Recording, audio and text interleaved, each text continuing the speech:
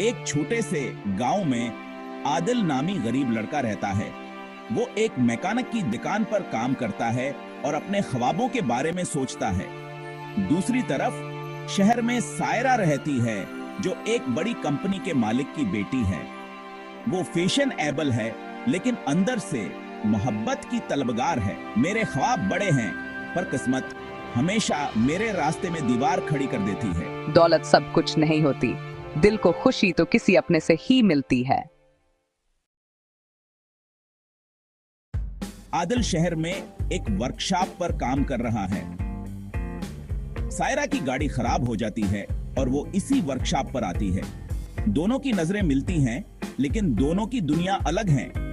आदिल अपने काम में माहिर है और गाड़ी ठीक कर देता है। तुम में कुछ खास बात है, लेकिन तुम इतने खामोश क्यों हो?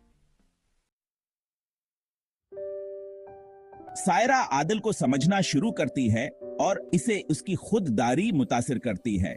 आदिल शर्मिला है, लेकिन सायरा की मासूमियत इसे अपनी तरफ खींचती है। दोनों छप छप कर मिलने लगते हैं और आदिल सायरा को अपनी दुनिया दिखाता है, जहां खुशी पैसे से नहीं बल्कि मोहब्बत से होती है। मेरे ख्वाब तेरे जितने ऊंचे नहीं, लेकिन तेरे साथ जीने का हौसला जरूर है। दौलत के महल में भी दिल को सुकून नहीं मिला, पर तुम्हारी छोटी सी दुनिया में खुशी है। चौथा सीन, रुकावटें।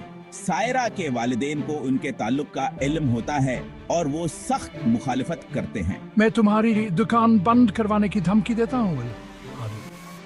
आदिल अपनी इज्जत नफ्स को बरकरार रखते हुए सायरा से कहता है कि वो उसकी खुशी के लिए पीछे हट जाएगा। तुम्हें खोने से ज्यादा मुझे तुम्हारी खुशी अजीज है। अगर तुम नहीं, तो ये जिंदगी भी नहीं।